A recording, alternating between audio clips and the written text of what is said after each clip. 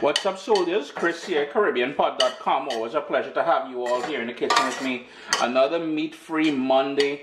We're going to do a quick pesto, then we're going to boil some pasta, put it all together. Very versatile. You can enjoy it warm or as a cold salad. And there are different ways you can personalize it as well, as you will see what I do. Do keep in mind, I did say meat-free Monday, but I did not say vegan or vegetarian. There will be cheese in here, and the pasta will have eggs as well. Do what you guys usually do when you come across that sort of scenario if you want to do this vegan. Walking through the garden here this morning. I don't know if you guys saw that video I did on the main channel at Caribbean Pot with my garden, but I noticed my basil is doing ridiculously well. Apologies, I do have allergies. So what I'm thinking is we're going to use some of this basil. We're going to go inside and we're going to make a pesto. I've got my food processor already here, and I've got pine nuts. Now, some people think, well, they say you need to toast the pine nuts before you use them in here. I find that, you know, that's kind of nonsense. They really need that pine nuts toasted, to be honest with you. If you can't get pine nuts, you can certainly go in with some cashew nuts. 2 cloves of garlic. I'm just going to reach over here. And just a pinch of salt. And that's the first thing I'm going to sort of puree before we get to that freshly picked basil over there.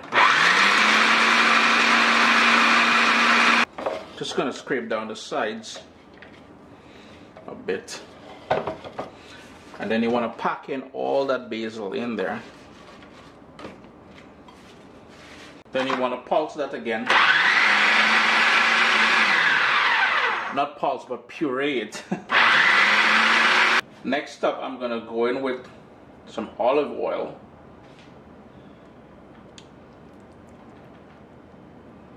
And I'm going to run that food processor some more.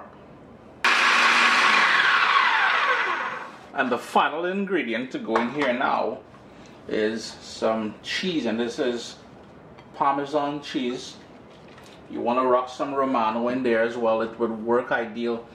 We're just going to put this back on here, and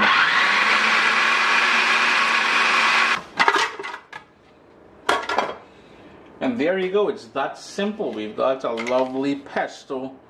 This can be stored in the fridge in an airtight container. You really want the container to be airtight because the it will go darker the more the air oxidizes the basil. But pesto, basil, smelling good. Pasta, you ready? I've got some rigatoni here boiling away now. Guys, I don't do things as normal people do when it comes to pasta. One, I don't salt my water because I just don't like adding extra salt to anything. Please cook your pasta to the way you like it and the way the box or whatever says to do so.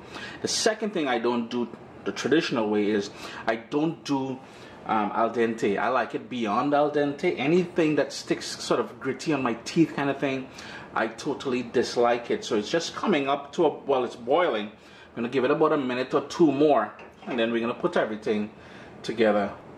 Yeah, and if you're wondering why do I have so little pasta in such a wide pot, it's easier for you guys to see on camera. That is why I did that sort of wide pot kind of thing.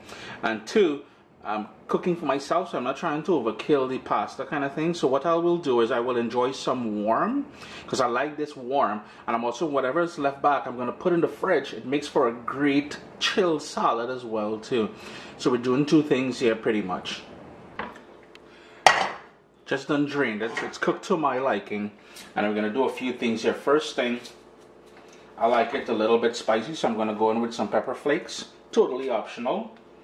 I have here that pesto that we made.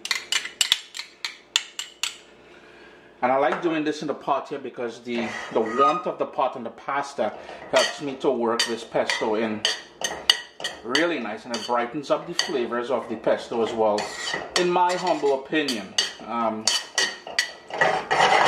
After all, I'm cooking for myself, right? So we've got that pesto in there. And I also like to brighten things up a little bit. We're very visual when we eat. So I found some cherry tomatoes in the fridge there. At this point, if you want, in my case, I'm going to add a little bit of salt at this point because of those tomatoes. But Chris here, CaribbeanPot.com. Not a Caribbean recipe, but you know, we're trying to stick to this whole meat-free Monday thing. And why not? The basil straight out of my garden. Yo, you can't go wrong, man. Just wish I had some cherry tomatoes to put this to use. Always a pleasure to have you guys here in the kitchen with me. Hurry up yourself, man. My little baby is here. We've got cookbooks, guys. WestIndianFoodCompany.com. Get your copy today.